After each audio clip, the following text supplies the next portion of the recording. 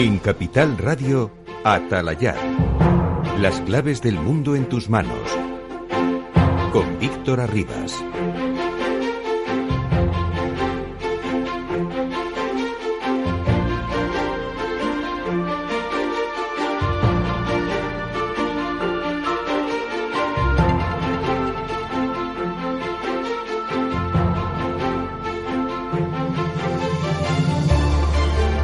Señoras y señores, buenas noches y bienvenidos a Atalayar. Ya saben que el nuestro es el programa de análisis sobre la actualidad internacional y que lo abrimos todos los lunes por la noche a las 10 de la noche aquí en Capital Radio. La semana clave ha llegado para Europa. Ese podría ser el gran titular de la noche de hoy. La reconstrucción económica del club europeo juega su partida más decisiva, o al menos la primera partida determinante en este tablero que es la Unión Europea tras el coronavirus. El jueves se van a ver las caras los líderes en un duelo al sol del mes de julio entre los frugales y los glotones, los países que se resisten a dar cheques en blanco a esos otros países que quieren cheques en blanco, que quieren transferencias de dinero a fondo perdido que no tengan que ser devueltas y que no impliquen deudas drásticas y medidas drásticas para sus economías. Comercios, empresas turísticas, el tejido productivo destruido por la paralización económica de esta primavera que todavía se prolonga en muchos sectores. Todos ellos esperan una decisión que adoptarán los 27 sobre la forma de prestar o de regalar el dinero de todos de la Unión. Y el presidente español Sánchez está ya empleándose a fondo para evitar un fracaso más esta semana en la Unión Europea después de la derrota de su candidata al Eurogrupo. Hoy se ha iniciado una gira por varias ciudades para tratar de convencer con su capacidad de seducción a algunos de los mandatarios de esos países que se resisten a que España o Italia, por ejemplo, gasten a manos llenas lo que ellos entregan al club comunitario. El holandés Mark Rutte, el primero al que ha visitado, ya le ha dicho que antes de pedir arregle las cosas dentro de su país, que es el nuestro. Países Bajos, como también ocurre con Suecia y algún otro, exigirán, como venimos advirtiendo desde hace semanas, que España realice reformas importantes y seguramente poco agradables para prestarles el dinero. Luego van a escuchar a una de las ministras del gabinete de Pedro Sánchez decir con toda claridad que el dinero viene a cambio de condiciones. Bueno, además de esto, hoy Atalayar va a buscar respuesta a una pregunta que flota en el mundo desde la semana pasada. ¿Se radicaliza la izquierda? No lo ha dicho ningún dirigente conservador, ningún periodista ultra, sino que lo han dicho los más conocidos pensadores progresistas de Estados Unidos. Es una cuestión para el debate que ocupará el último tramo de la noche de hoy. Ya saben que el nuestro es un espacio que busca acercar culturas, acercar orillas separadas, y un lunes más nos ponemos a eso. Estamos con ustedes hasta las 10 de la noche. Esto es Atalayar, las claves hasta las 11 de la noche. Esto es Atalayar, las claves del mundo en tus manos.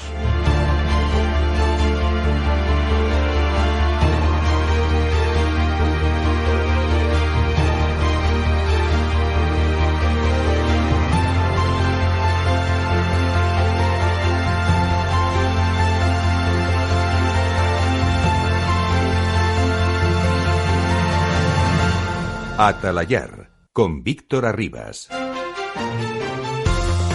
Y buscamos ya los titulares de la última semana, los principales acontecimientos en la crónica internacional que desde la redacción de Atalayar nos sirve Enar Hernández. Enar, buenas noches, saludos.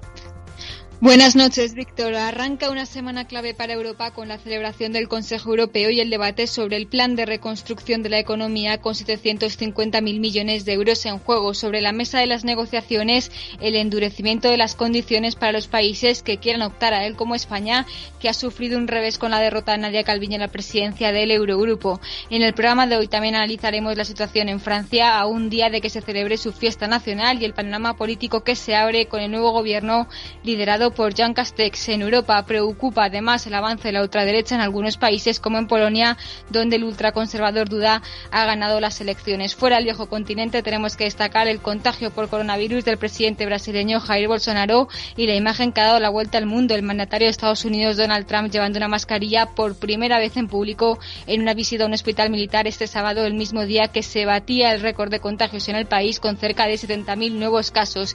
Y antes de las 11 repasaremos los principales titulares de la prensa internacional.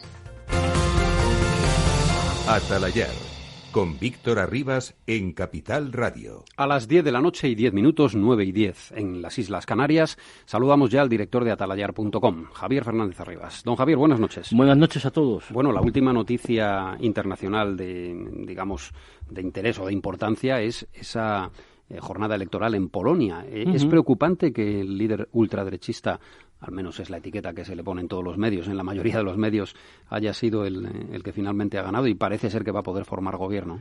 Sí, es preocupante porque, bueno, lo que está ocurriendo en Polonia en los últimos meses o los últimos 3-4 años es, una desaparición de la división de poderes, sobre todo una pretendida neutralización del poder judicial por parte del poder político, por parte del presidente, y sobre todo con unos planteamientos que chocan directamente con principios básicos de la Unión Europea. Ahí hay una situación complicada y es un poco la desafección, o sea, lo que ha sido una desilusión, porque cuando los países del este estaban bajo la bota del Pacto de Varsovia, miraban a Occidente como la gran panacea, y la entrada en la Unión Europea para ellos era sinónimo de bienestar, voy a tener un Mercedes, me voy a poder comprar una casa, irme de vacaciones a Mallorca, etcétera, como ellos veían en la televisión de la Alemania occidental. Y sin embargo luego, la pertenencia a la Unión Europea y también a la OTAN, que para ellos la seguridad frente a Moscú era muy importante y es muy importante, han visto que no se atan los perros con longaniza. O sea que la Unión Europea es la Unión Europea, se puede aprovechar como lo ha podido aprovechar en países como España, donde la transformación ha sido radical, sobre todo en las zonas rurales y en muchas zonas de España, sobre todo en las infraestructuras. Pero en Polonia y en Hungría y en estos países el proceso está siendo más lento, entonces hay una insatisfacción, una pérdida de ilusión, un no euroescepticismo, sino antieuropeísmo muy muy complicado, porque este líder que ha ganado en Polonia, pero tenemos también al presidente húngaro enfrentándose a la Unión Europea y con unos tintes autoritarios muy preocupantes. Entonces, vamos a ver cómo se puede manejar ese tipo de situaciones.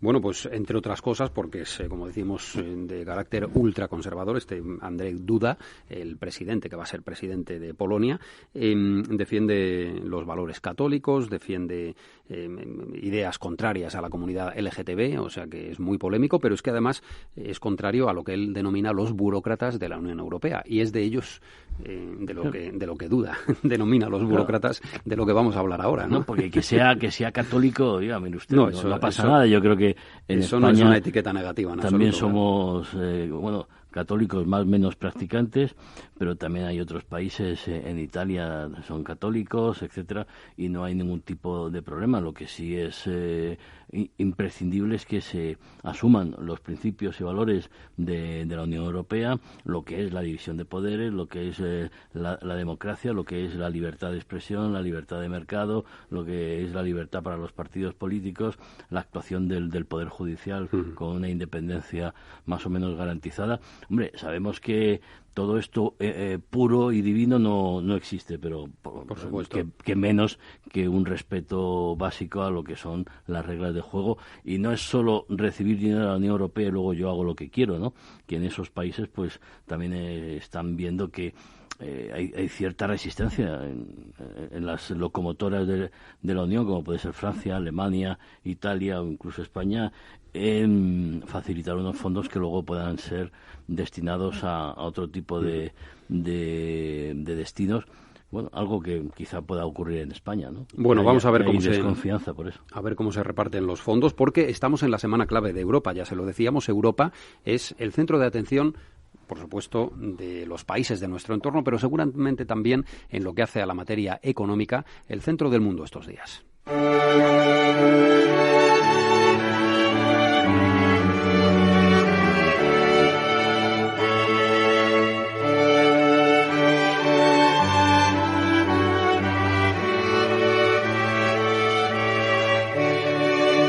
Unterstützt und wir müssen handeln, wir müssen europäisch handeln, damit wir gut aus dieser Krise herauskommen und gestärkt kommen. Mais les fameux pays frugaux dont nous parlons, il ne faut jamais l'oublier, ce sont des pays qui sont bénéficiaire net du fonctionnement du marché unique. Bueno, pues con este himno de la alegría, que es el himno de la Unión Europea, decía Merkel, debemos actuar de forma que Europa salga fortalecida. Decía Macron, el otro dirigente que ha propuesto el plan de reconstrucción, decía que los países frugales son también beneficiarios netos del funcionamiento del mercado único de la Unión Europea. Así que ellos han lanzado la idea y esta semana, jueves, viernes, el Consejo Europeo debe plasmarla sobre el papel y debe intentar buscar un acuerdo para el reparto de ese fondo de reconstrucción. Tenemos al otro lado del hilo telefónico a Luis Garicano, que es eurodiputado de Ciudadanos, es además vicepresidente del Grupo Parlamentario Renovar Europa. Don Luis, muy buenas noches. Señor Garicano, buenas noches. Hola, buenas noches. Encantados de saludarle desde Capital Radio Atalayar, el programa de análisis internacional de la radio española. Don Luis, estamos hablando del reparto de los fondos de reconstrucción de Europa. Estamos hablando de la semana tan importante que nos aguarda a todos, que por cierto ha comenzado hoy ya con ese inicio de la gira de Pedro Sánchez a La Haya. ¿Qué le ha parecido lo que le ha dicho el primer ministro Rutte en el sentido de que arregle primero las cosas en España y luego vaya a pedir dinero a los europeos? Porque más o menos se lo ha dicho así. Bueno, sí, más o menos. Es una cosa muy holandesa, en el sentido de que, bueno, ellos son muy de tener la casa en orden y tienen un poco la impresión de que los demás no la tenemos. Yo creo que el señor Sánchez aquí lo que necesita es un poco hacer un poco de judo. Estar de acuerdo, en vez de protestar, y en vez de exigir, estar de acuerdo y decir, por supuesto, que haremos nuestros deberes, no se preocupen, que nosotros vamos a usar la ayuda con responsabilidad y de forma inteligente. Y yo creo que a mí me parece que eso es esencial, que no haya una impresión de que España está intentando aprovecharse, ni de que no nos gustan las condiciones nos parecen estupendas y entendemos que nos las quieran poner, y eso hay que decirlo así para desactivar un poco esta sensación que puede tener el señor Rutte de que España pues no quiere condicionalidad porque no quiere hacer sus deberes. Lo que pasa es que a lo mejor una parte del gobierno español no está tan de acuerdo con esa condicionalidad, en función de cuál sea, de cuáles sean las condiciones que se pongan para recibir transferencias o conceder créditos a nuestro país. ¿Usted cree que la parte Podemos estaría de acuerdo con determinadas reformas que pediría un país como Holanda, por ejemplo? Bueno, pero ese es quizás el marco en el que sí hay que estar. Oiga, nosotros sí que estamos de acuerdo en condiciones, vamos a hablar de cuáles. Vamos a coger las recomendaciones de la Comisión Europea, que son las que hay que usar de punto de partida, que hablan de abandono escolar, de mejorar los puestos de trabajo, de mejorar la formación profesional. Y vamos a coger de estas 15 condiciones, vamos a ver cuáles son las 5 o 8 en las que nos ponemos todos de acuerdo. En vez de estar con condicionalidad sí, condicionalidad no, se puede un poco centrar el debate en qué condiciones. Y yo entiendo, como se comenta, que efectivamente pues la parte Podemos ninguna condición le va a gustar, pero bueno, se tendrán que aguantar. Oye, si no quiere dinero, que no lo cojan, ¿no? Dirá Rutte, pero de alguna manera el que da el dinero tiene que poder exigir que lo gastemos de manera responsable, ¿no? Partimos de una propuesta que ha hecho el viernes el presidente del Consejo Europeo, el señor Michel, una propuesta que yo no sé si usted está de acuerdo, pero se alinea un poco más del lado de los países del puño cerrado. Yo prefiero llamarles así, mejor que frugales. Eso si llamamos frugales a los países del norte, hay que llamar glotones a los del sur, ¿no? Sería un poco la antítesis, ¿no? Me parece bien lo del puño cerrado.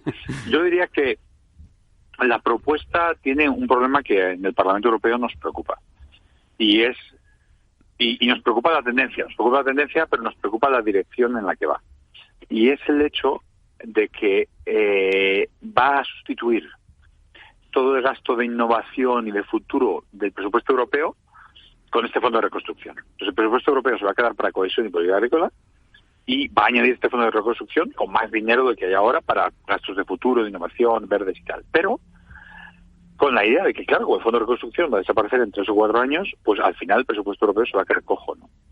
Es decir, los frugales parece que empujan en la dirección, que es una dirección muy peligrosa para Europa, de recortar el gasto permanente a cambio de subir el gasto provisional ahora. A un gobierno que está en el poder por 3 o 4 años le puede terminar interesando, pero Europa nos hace polvo, porque claro, eso quiere decir que el presupuesto dentro de 5, 6, 7 años pues está muy cojo. Ya. Bueno, pregunta Javier Fernández Arribas. Señor Garicano, buenas noches.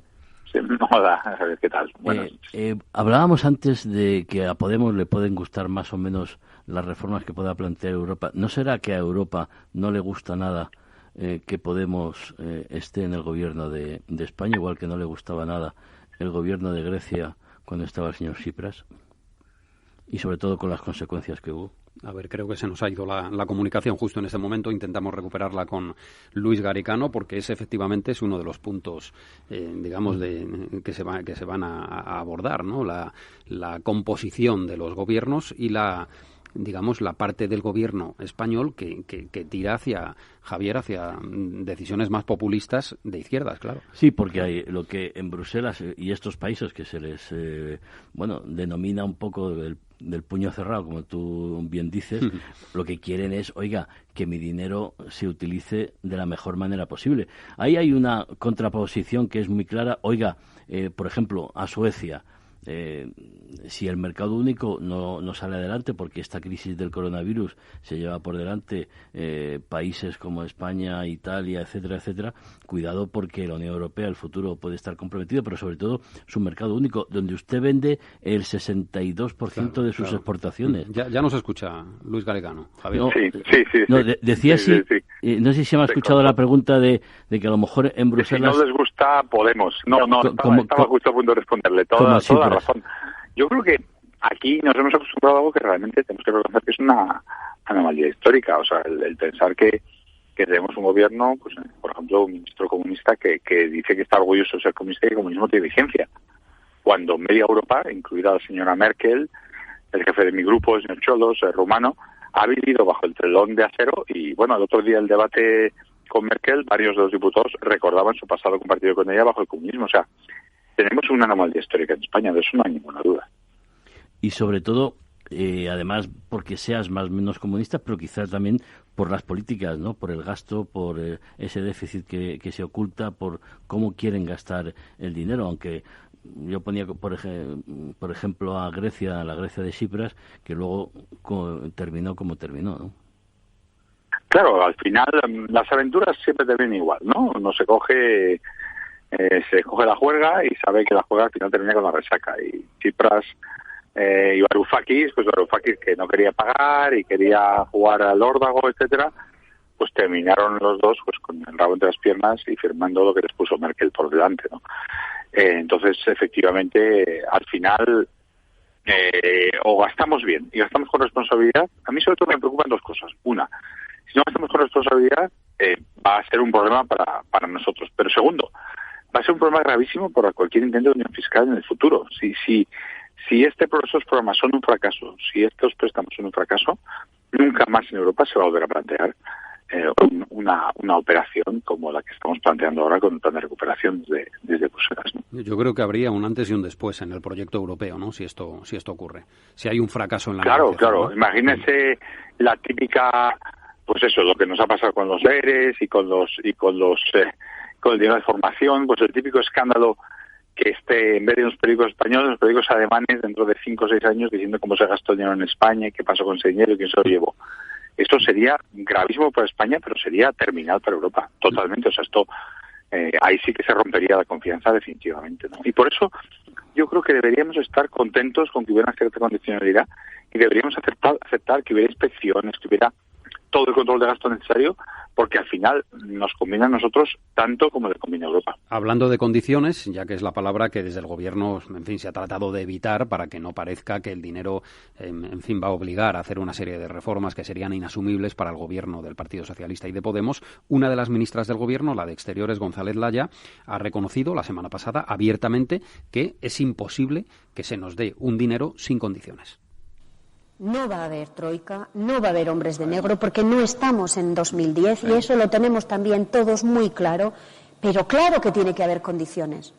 Pero es que en nuestra relación en Europa, en temas económicos, en temas de fondos estructurales, en temas de fondos de cohesión, en ayudas de Estado, en derecho a la competencia, siempre hay condiciones. Es que yo no conozco ninguna relación donde no haya condiciones. Aquí la cuestión es ¿qué condiciones? Eso es.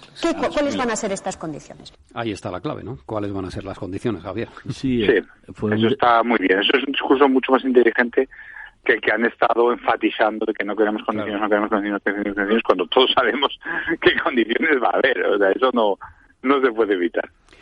Señor Garicano, los países reacios, pues Suecia, Austria, Holanda, etcétera, etcétera, ¿son conscientes que ellos también se juegan el funcionamiento del mercado único? Yo ponía como ejemplo que, y creo que eso es el 62% de las exportaciones de Suecia van a parar al resto de países comunitarios. Yo creo que sí. Yo creo que saben que aquí se está jugando Europa todo su futuro y que por eso esta discusión está abierta. Si no, no estaríamos ni hablando. Ellos saben que realmente cuando ha habido un momento durante lo más alto de la crisis del COVID en la que parecía que realmente España e Italia pues estaban verdaderamente decepcionadas y había un sentimiento anti-europeo creciente porque no se les estaba ayudando, yo creo que hubo una reacción de Merkel, etcétera, porque pensaban, oye, a ver si se nos va el invento a la basura, ¿no? Y eso no lo puede aceptar nadie, claro. Y el precedente de la crisis del 2008, donde la reacción europea fue muy insuficiente, fue dividida y creo que además permitió que partidos de populistas y de extrema derecha o de extrema izquierda consiguieran más apoyo de los ciudadanos, creo que es un precedente muy a tener en cuenta. Ha sido un precedente clave, efectivamente, ha sido un precedente clave. Yo creo que ha habido una conciencia de que eso no se podía repetir y la realidad es que estamos a 3 meses de que todo esto empezara y hemos hecho más en 3 meses de lo que se hizo entre 2008 y 2015, no hay ninguna duda. O sea, la lección se ha aprendido y el movimiento ha sido extremadamente rápido y la solidaridad ha faltado un mes o 6 semanas, pero a partir de ahí se ha puesto todo el mundo las pilas y hemos conseguido sacar cosas muy importantes adelante, empezando desde el Parlamento Europeo, donde sacamos una resolución con 500 y pico votos en la que se pedía este tipo de programa, siguiendo con franceses y los alemanes, siguiendo con la Comisión Europea y ahora espero este fin de semana que el Consejo, bueno, este fin de semana parece un poquito pronto, pero bueno, que el Consejo, los países se pongan también de acuerdo para ponerlo en marcha después de que nos hemos puesto de acuerdo los demás, la Comisión y el Parlamento. Hemos escuchado a la ministra González Laya que no va a formar parte de la OMC, a la cual aspiraba a liderar la Organización Mundial de Comercio, y esta semana también se ha conocido, en fin, no sé si usted lo califica de fracaso, señor Garicano, o en fin, o fiasco, el hecho de que la ministra española Calviño no vaya a ser presidenta del Eurogrupo, que ha sido otra de las noticias importantes en el ámbito europeo. ¿Lo califica como fracaso del gobierno español o no? Sí, es un fracaso, sin ninguna duda, en parte por lo muy mal que se ha vendido. Quiero decir, uno explica estas cosas, tiene que decir, oye, lo vamos a intentar, está muy difícil, vamos a ver qué pasa, haremos lo que podamos. Pero bueno, hablaron de 150, de hecho, la propia ministra Laya dijo que estaba 150% seguro de que tendríamos este puesto, ¿no? Cuando las cuentas salen por un voto, pues uno tiene que andar con mucho cuidado y con pies de plomo. Y creo que, en parte, la forma en que se ha vendido esto, como que estaba hecho, pues ha contribuido a esa sensación de fracaso. En un año que no hay Olimpiadas, ni hay Eurocopa, ni hay Juegos, ni hay Copa del Mundo, pues la gente ha estado pendiente de esto como si fuera el único deporte que había, ¿no? Es que en Europa, Javier, hasta el rabo todo es toro, ¿verdad? Sí. Hay que negociar hasta el último fleco, ¿no? Sí, ahí Luis Garicano lo conoce bien. Nada está cerrado hasta que todo está cerrado.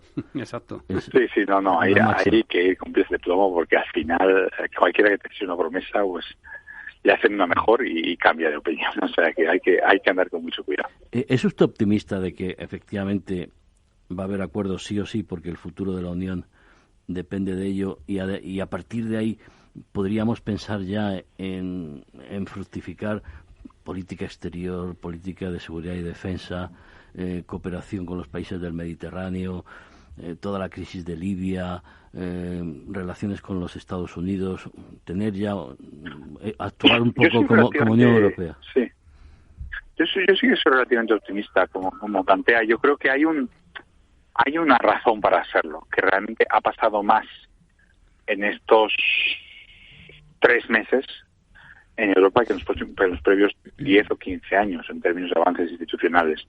Entonces, una cosa que esto salga bien, que haya una sensación de avance, va a servir para que haya avances en otras áreas. O sea que yo sí que tengo un optimismo de que se pueden sacar adelante bastante más cosas. Yo sí que lo diría.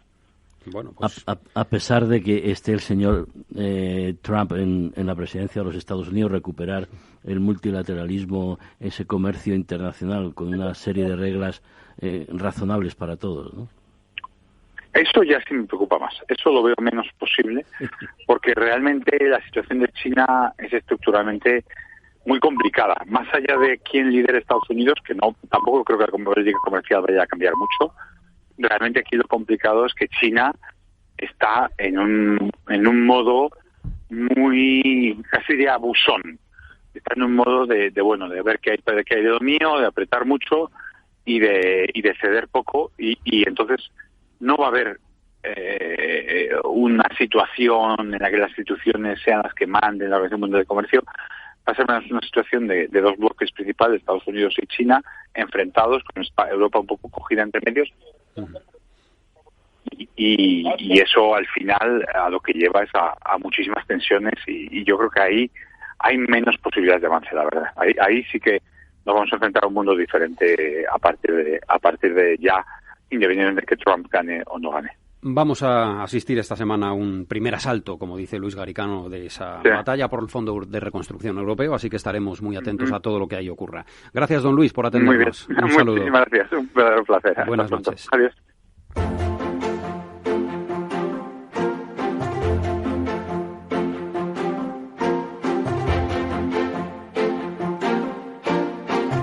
Atalayar, con Víctor Arribas.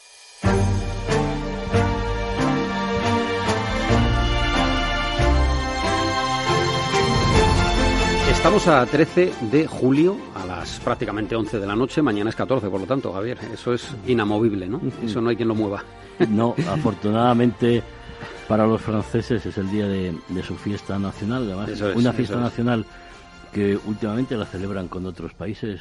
A mí me da mucho orgullo ver cómo unidades de las Fuerzas Armadas Españolas desfilan por los Campos Elíseos. Mañana va a haber poco desfile. Mañana no, pero sí es cierto que en ese sentido Francia, reconoce de alguna manera lo que es el trabajo y lo que es el valor del esfuerzo y el sacrificio, y sobre todo la profesionalidad de las Fuerzas Armadas Españolas, que lo están demostrando pues en zonas desde Irak, Afganistán, Líbano, Bosnia en su momento, y ahora también con las tropas francesas en Sahel, que sigue siendo una de las regiones ahora mismo clave, teniendo en cuenta la inestabilidad, el caos en Libia, y como el Daesh, los terroristas, intentan reorganizarse en esa zona del Sahel, con Mali teniendo muchos problemas, o Chad, o Burkina Faso, etcétera, etcétera.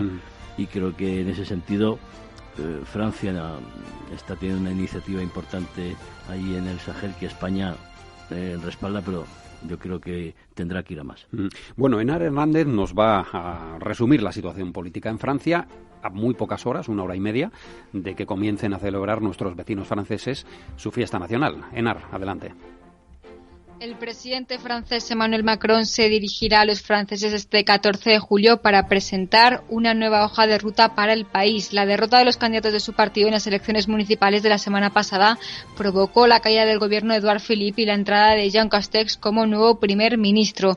Macron no ha hecho cambios en las carteras de Exteriores, Economía, Defensa, Sanidad y Educación, pero sí ha realizado un guiño a los ecologistas, los grandes vencedores de los comicios, con el nombramiento de Bárbara Pompili como nueva ministra de Transición Ecológica. En total, 31 ministros y ministros delegados que serán los encargados de aplicar el nuevo proyecto que introducirá mañana el presidente con motivo de la fiesta nacional. El tradicional 14 de julio no se celebrará como las ediciones anteriores. El coronavirus ha obligado a suspender el desfile, aunque sí se mantendrá la exhibición de vuelo de los pilotos del ejército y los fuegos artificiales en la Torre Eiffel bajo estrictas medidas de seguridad. Además, se rendirá un sentido homenaje al cuerpo de sanitarios del país en la Plaza de la Concordia. Todo se podrá seguir por streaming. Hasta el momento, Francia ha registrado más de 170.000 casos de coronavirus y ha superado ya la barrera de los 30.000 muertos. Bueno, pues así es como llega esta fiesta nacional en Francia, 14 de julio. Tenemos con nosotros a Diego Urteaga, al que ya saludamos. Diego, buenas noches. Buenas noches, Víctor. Diego es experto de atalayar.com en seguridad, en defensa, también en resolución de conflictos, y se ha especializado mucho, sobre todo en África, Oriente Medio y en Europa, especialmente en la política francesa. ¿Cómo ves, Diego, este 14 de julio tan peculiar por la lucha contra la pandemia y en el que Macron, no sé si estás de acuerdo, pero llega un poco en horas bajas, ¿no?, políticamente? Sí, bueno, el la fiesta de mañana efectivamente tendrá una peculiaridad, ¿no? Perderá parte de la pomposidad que suele darle Francia a este tipo de actos, pero sí que es verdad que Macron ha aprovechado también la oportunidad para, a pesar de que no puede tener el tamaño, ¿no?, del desfile al que estamos acostumbrados, sí que al final, pues con la participación del Ejército del Aire, ¿no?, va a rendir homenaje a los aliados británicos y un poco un gesto que va a tener con Charles de Gaulle, y va a tener también una pequeña participación del ejército de tierra, o digamos una parte del desfile a pie, en el que también estarán representados parte del contingente que ha participado en la operación Resiliencia, similar a la operación Balmis que ha tenido lugar en España, y que ha contribuido en esa lucha contra la COVID, dando un toque especial a la participación de los elementos aéreos, ¿no?, que han llevado a cabo una labor de transporte de pacientes y de evacuación bastante importante. Por muy vistoso que lo hagan, un 14 de julio sin desfile, en fin, va a ser diferente a todos los demás, ¿no? Eso no hay quien lo cambie. No, por supuesto. Dentro de la peculiaridad, pues eso, Macron va a intentar darle cierta pomposidad, pues a través de los gestos hacia los sanitarios, hacia todo el personal, tanto civil como militar, que ha luchado contra el coronavirus. Va, digamos, a celebrar varios aniversarios respecto a la figura de Charles de Gaulle que tienen lugar este año, el 130 aniversario de su nacimiento, el 80 aniversario de la declaración de la Francia libre, ¿no?, de la declaración del 18 de junio a través de la radio, y el 50 aniversario de su muerte. Tiene todo lugar este año, y también pues con ese homenaje pues le da cierta pompa, cierta elegancia y cierta particularidad a este desfile, que no puede tener las dimensiones a las que nos tiene acostumbrados nuestro país aliado.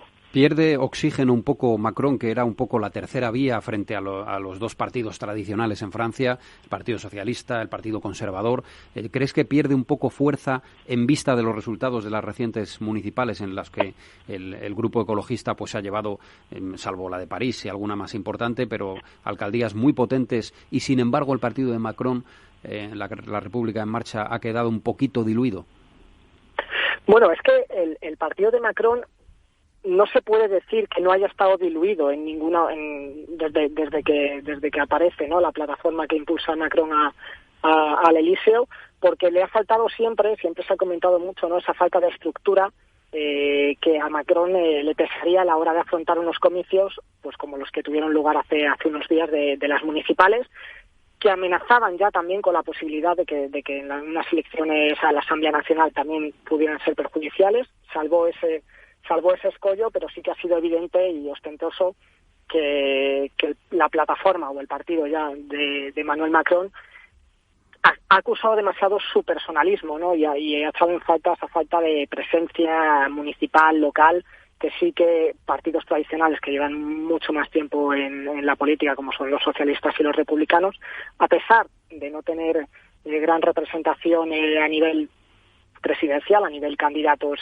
muy visibles o muy representativos, pues sí que han aprovechado su mayor implantación en lo que es el conjunto del territorio. Se cumple, fíjate Javier, la coincidencia, 130 años del nacimiento de Gaulle, que mañana va a ser homenajeado, 50 años de su muerte y 80 años del llamamiento que hizo el general de Gaulle al levantamiento contra los nazis, ¿no? Son aniversarios redondos el mismo día. Sí, son fechas muy señaladas, y además algo que yo, después de todo lo que he dicho antes, añado, y además con un sentimiento de patriótico en el buen sentido total de la palabra, esa identidad francesa, ese amor por su país, ese orgullo de ser franceses. ¿Que te gustaría ver esto el 12 de octubre? Vamos. Sí, en algunos casos quizá demasiado grandeur y demasiado soberbia, pero en ese sentido sí, ellos demuestran que tienen un país, que lo aman. Siempre. Y que también yo creo que explica un poco las graves dificultades que está teniendo Emmanuel Macron cuando él llega con una mayoría absoluta a la presidencia. También gana a las pocas semanas a las elecciones legislativas con mayoría en la Asamblea, pero luego cuando empieza o intenta hacer las reformas que Francia necesita, porque aquí, Diego, el tema está en que la sostenibilidad, la viabilidad de la economía francesa, o se hacen las reformas que se necesitan, por muchos chalecos amarillos que protesten, o Francia tendrá gravísimos problemas y por ende los tendremos todos los europeos, ¿no? Por supuesto, las reformas económicas que tiene que hacer no solo Francia, sino también podemos hablar de las de España, ¿no? En general en Europa es muy necesario hacer unas reformas económicas importantes, de calado, tocando en muchos sentidos cuestiones que se daban un poco por como tabú, ¿no? Pues ahora en Francia mañana quizás Macron dé unas pinceladas, pero el plan en teoría se presenta en septiembre, del nuevo plan económico, ¿no? En el que se pretende pues retocar el sistema de la seguridad social, las pensiones, ¿no? Entonces sí que es verdad que Francia, pues al igual que en España, tiene una necesidad de unas reformas económicas de calado importantes. Quizás precisamente lo que ha perjudicado a Macron sea esa mayoría absoluta que ha ido menguando desde que la obtuvo. Ahora ya no es tan absoluta. Quizás el hecho de contar con ese rodillo, ¿no? Que es la forma en la que se gobierna un poco, ¿no? Cuando no es necesario consensuar medidas, etcétera. Quizás ha sido eso lo que le ha provocado la aparición de esa contestación social, que además partidos de los extremos políticos, tanto el Frente Nacional, ahora llamado Agrupación Nacional, como la Francia Insumisa, han sido los que han sabido recoger ese descontento y son en realidad, pese a que está por ahí el Partido Socialista y están también los republicanos, son en realidad los que discuten el discurso político, los que copan en el ámbito público, y curiosamente ni la República en Marcha de Emmanuel Macron, ni el Frente Nacional, ni la Francia Insumisa han sido ganadores o han obtenido resultados palpables en estas municipales tampoco, que han sido otras tres fuerzas, republicanos, socialistas y los verdes. Uh-huh. Por tanto, es curioso, ¿no?, esa dicotomía que existe entre la política francesa de alto nivel y aquella que es de ámbito un poco más local, más municipal. Porque ahí, ya siendo primer ministro Manuel Valls, antes de venirse para Barcelona, él ya tuvo una lucha feroz en el Parlamento, incluso tuvo que invocar en un par de ocasiones la Constitución y el reglamento para aprobar por el artículo 33, por entendernos, las reformas que ellos querían implantar en el tema de pensiones, con lo cual es algo que en Francia se es consciente, pero luego cuando intentas poner manos a la obra, claro, son unos privilegios porque ese Estado tan centralizado que es el francés, con unas ayudas a los diversos sectores. Es la defensa de los privilegios, absolutamente, ¿no? Totalmente, claro. Ahí está la cuestión. Yo le quería plantear a Diego, en cuestión de política exterior, Macron ha tenido un enfrentamiento importante con el presidente turco, con Recep Tayyip Erdogan, esas fragatas en el Mediterráneo, y luego ha habido un ataque con aviones Rafale, que no sé si se aclara mucho, no se aclara nada, o es entre bambalinas un toque de atención muy directo de París a Ankara para decirle al señor Erdogan que no están dispuestos en Francia a permitirle más excesos en el Mediterráneo. Bueno, pues evidentemente el bombardeo de la base de Al-Waqidiyah en Libia parece ser que por el modelo de avión pues ya quedan, digamos, solo un par de candidatos, uno es Francia, el otro sería Egipto. Sí que es verdad que resuena mucho el hecho de que pueda ser un gesto desde el inicio, no un toque de atención de decir yo estoy aquí, ¿no?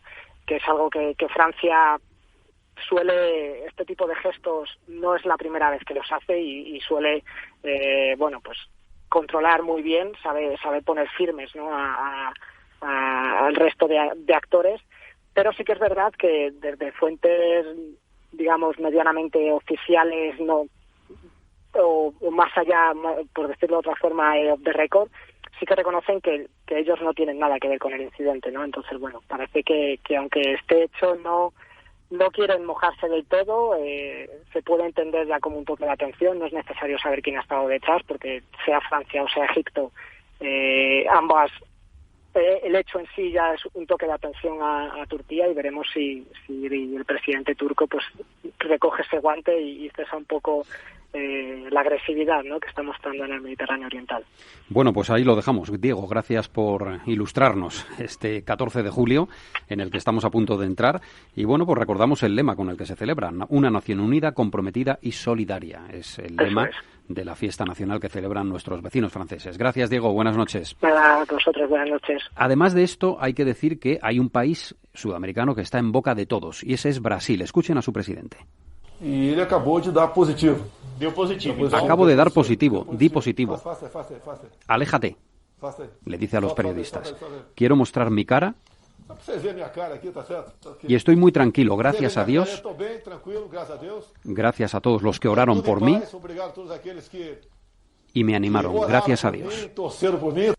Y se quitó la mascarilla, después de dar positivo, Javier. Un presidente, esto es muy peculiar, por lo menos, ¿no? Yo lo que le deseo de corazón, a pesar de sus excentricidades, es que no tenga que pasar por la UCI.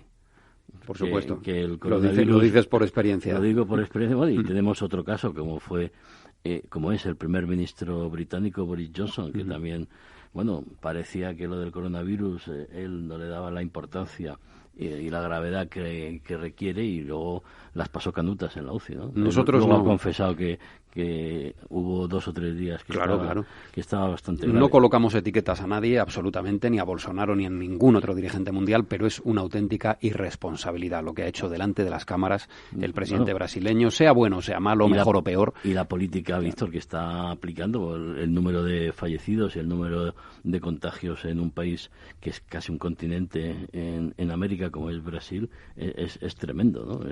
Son unos números, y todo porque no ha querido. Bueno, es igual que en Estados Unidos, son los dos líderes que han despreciado el realizar una política, pues como hemos llevado en Europa, de contención, de confinamiento, intentar controlar la pandemia. Ellos no, ellos han abierto, ellos piensan que son más estupendos que cualquiera, y fíjate las consecuencias que están teniendo. Pues el martes 1.250 muertos, fallecidos en un solo día, récord en ese país que es ahora mismo uno de los más perjudicados por la pandemia. Son las 11:46, 10:46 en Canarias. Con Víctor Arribas, Atalayar, en Capital Radio. Vamos con Ana Rodríguez a introducir el último tema de hoy en Atalayar en Capital Radio, y es ese manifiesto, esa carta, en fin, esa proclamación que han hecho un grupo de intelectuales y artistas de izquierdas, progresistas, firmando una carta contra la intolerancia de la izquierda en Estados Unidos. Ana Rodríguez nos lo amplía. Ana, buenas noches.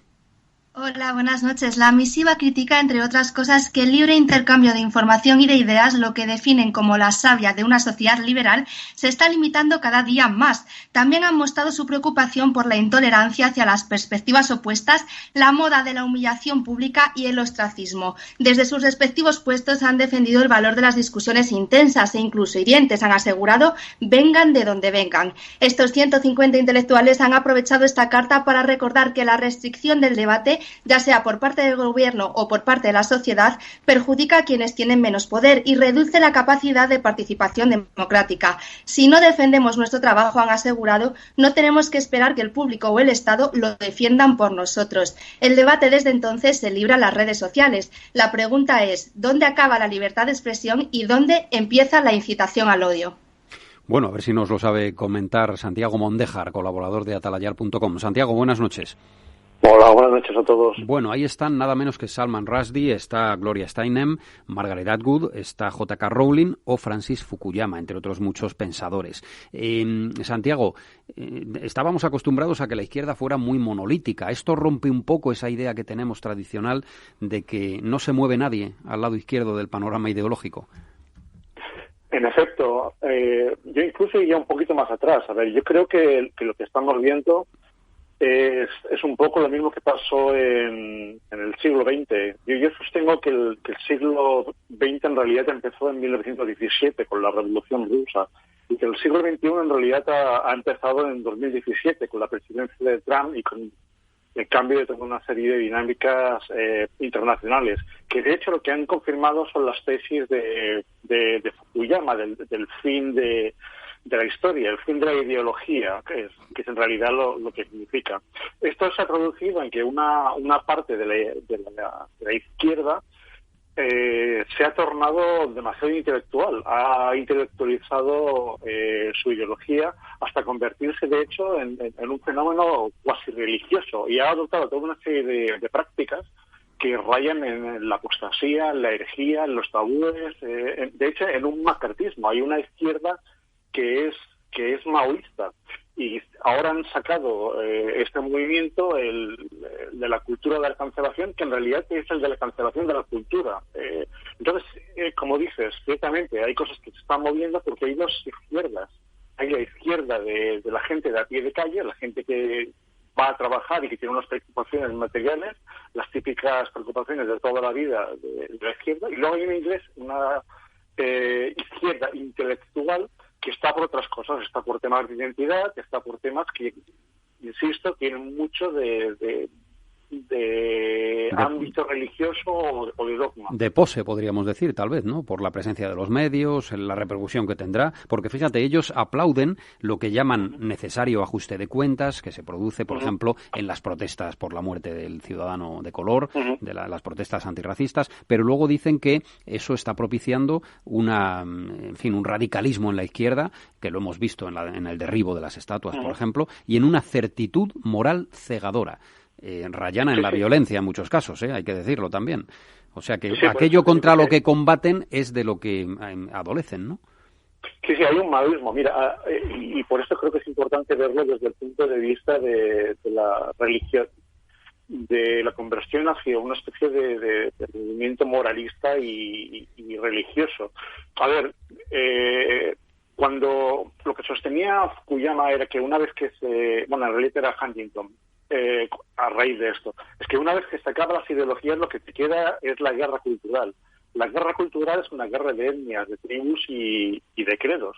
Entonces, en ese terreno, en el terreno de las creencias, no te interesa que haya debate, porque yo no sé si recordáis la película El Mago de Oz, cuando el perrito Toto descorre la cortina en la que está el mago, y el mago queda al descubierto, ¿no? Y dice, no hagáis caso al hombre que está detrás de la cortina, ¿no? Pues es un poco esto, si tú tienes que impedir el debate, porque hay una serie de ideologías, de dogmas y de temas que sostiene esta izquierda intelectual que realmente no aguantan un debate serio, y por eso reaccionan de esta manera, en la forma dogmática y cerrada que tú indicas. ¿Y hasta qué punto, Santiago, el populismo apoyado en las redes sociales y en prometer lo que me apetece y haré lo que me da la gana, que está de alguna manera engañando a miles y miles de personas en todo el mundo, es la vía que estos intelectuales intentan combatir? Sí, no, es que ese es el caldo de cultivo. A ver, mira, eso lo hemos visto, lo estamos viendo también aquí en España, pero es un fenómeno, por eso insistía en el tema de 2017 con la llegada de Trump, que es la llegada de Steve Bannon al poder y toda esta concepción populista del mundo. También lo estabas comentando antes, el asunto en Polonia, Hungría, etcétera, etcétera. Es un elemento fundamental. Se basa en la polarización. Tú, para polarizar, tienes que sintetizar mucho los temas, tienes que compartimentarlos y polarizarlos. Entonces, lo que haces es volver a la situación prepolítica. A ver, es importante que entendamos que los partidos políticos y las ideologías son un fenómeno reciente. El concepto de derecha e izquierda nace con la Revolución Francesa. No existía antes. Antes lo que existían eran políticas de poder, eran basadas fundamentalmente en guerras y en familias, con señores de la guerra, y todo eso se disfrazaba o se vestía con ideologías religiosas o con dogmas religiosos, ¿no? O la lucha de clases. Sí, claro, feudalismo y demás. Claro, exactamente. Y esta gente, claro, es muy fácil manipular, pero para manipular tienes que hacer debates en blanco y negro. Y para eso cosas como Twitter, Facebook, etcétera, etcétera, pues es fantástico, claro, porque además tienes la limitación del espacio. Tienes que sintetizar qué vas o no. Yo creo que es un poco la izquierda del efecto mariposa, ¿no? Se produce la terrible muerte de George Floyd por la rodilla de un agente policial, la absolutamente comprensible protesta contra los abusos policiales en Estados Unidos produce el aleteo de la mariposa, y eso deriva en que en Palma de Mallorca se vandaliza una estatua de un franciscano español, que lo único que ha hecho es beneficiar la libertad de los indígenas en California. Es decir, hay una empanada mental ahí que yo no termino de comprender. Javier. Bueno, hay un efecto de mimetismo ahora en tiempo real. Cosas que antes tardaban años y décadas en propagarse, pues ahora son instantáneas. Y sobre todo lo que hay es después de la caída del muro de Berlín, hay un desconcierto absoluto ideológica. Creo que en ambos extremos, creo que en ambos lados de la ideología. Y bueno, acaba recurriendo pues a esencialismos y a querer regular los sentimientos y el pensamiento, que es precisamente lo que hace esta gente. Pero lo bueno de la izquierda es que lo sabe decir, porque esta carta lo demuestra, ¿no? Una parte de la izquierda más moderada, más tradicionalista, se manifiesta en contra del giro radical y violento de otra parte de la izquierda, ¿no? Eso tiene algo de positivo, lógicamente. Absolutamente. De hecho, yo creo que lo relevante de la carta en sí no es lo que diga, que bueno, no deja de ser un conjunto de lugares comunes y es bastante anodino, vamos. Lo importante de la carta es que tienes parejas muy extrañas y eso es significativo. Tienes, por ejemplo, a David Frum, que fue el escritor de discursos de Bush, que fue, de hecho, el creador del concepto del eje del mal, con Noam Chomsky, ¿no? Que está en las antípodas políticas de él. Tienes a Bernie Sanders con Barry Weiss, que es un periodista bastante de derechas del New York Times, y como estas hay un montón de parejas. Entonces, a ver, la carta en sí no son las tesis de Lutero, porque no descubre nada nuevo ni son radicales, pero sí que son importantes desde el punto de vista que, bueno, estamos llegando a un nivel bizantino en el que al final va a ser imposible simplemente pues hacer uso de la democracia como herramienta para llegar a acuerdos mediante el intercambio de ideas. Sí, y además porque la democracia debe saber defenderse sin ningún tipo de rubor ni pudor, porque estos nacionalismos, estos populismos utilizan a sus anchas ciertas libertades, porque cuando ellos hacen algo es libertad de expresión. Luego cuando reciben alguna crítica, entonces ya se les está atacando sin ningún tipo de razón, con lo cual creo que hay que aclarar muchos conceptos y dejar de ser pazguatos a la hora de defender la democracia, porque la democracia no solo hay que alimentarla, sino defenderla cada día, ¿no? Hay que ser militante. Lamentablemente nuestra Constitución no es militante como la francesa, pero bueno, yo creo que como ciudadanos tenemos que ser militantes. Y esto que tú dices, pues hay que ejercerlo cada día. Bueno, lo dejamos ahí. Yo incluso he querido ver en la carta, he querido leer, aunque no lo dicen abiertamente, una crítica muy velada y muy sucinta al movimiento Me Too, que también se ha demostrado como un puntín intolerante, aunque lógicamente todos defendemos lo que el movimiento Me Too acaudilla y lo que vienen a decir, ¿no? Que es la defensa de la igualdad total y absoluta de derechos de las mujeres con respecto a los hombres, ¿no? Y sobre todo rechazar absolutamente abusos sexuales. Eso claro. Bueno, gracias, Santiago. Hasta el próximo lunes. Un abrazo y hasta pronto. Un abrazo. Hasta luego.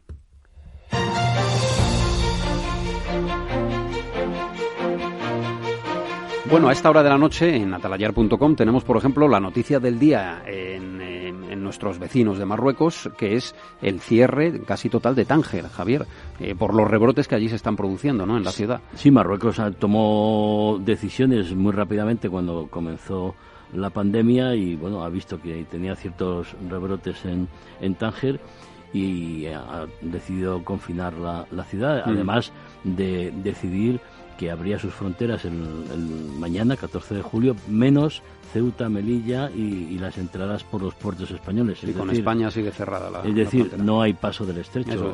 Marruecos no quiere que 1,5 millones, casi 2 millones de marroquíes que van cada año de vacaciones a su país desde todos los puntos de Europa puedan ser unos focos de transmisión de contagio. Bueno, Ana Rodríguez, ¿cuáles son los titulares a esta hora de la prensa internacional digital? Cuéntanos. La reelección de Duda intensificará las tensiones entre Polonia y la Unión Europea. Así titula en estos momentos el británico The Guardian, mientras que el coronavirus, en concreto el brote en Florida, protagoniza las portadas del The New York Times o el Washington Post. En Latinoamérica destaca el periódico mexicano El Universal, que abre en estos momentos con una advertencia de la OMS que dice que la pandemia puede ir a peor por los errores cometidos por los gobiernos. Bueno, gracias, Ana. Es que México está ya, creo, en el cuarto lugar del mundo en países afectados. Ha superado ya a Italia. Sí, antes hablábamos de Bolsonaro y Trump, pero López Obrador ha sido también otro de los líderes de abrazos y cariños. Y bueno, en este momento, por desgracia, no estamos ni para darnos abrazos ni besos ni cariños. Ya nos gustaría recuperar esa dulce tradición, pero ahora mismo hay que poner otras medidas, ¿no? Bueno, Javier, hasta el próximo lunes, que será 20 de julio. Aquí estaremos para contarlo. Y contaremos además lo que ocurre en el Consejo Europeo de este fin de semana con profusión de detalles. Hasta el lunes. Buenas noches a todos. Gracias también a todos ustedes. Ya saben que Atalayar en Capital Radio vuelve el lunes 10 y 5 de la noche hasta las 11 en punto. Será hasta entonces, señoras, señores, feliz noche a todos.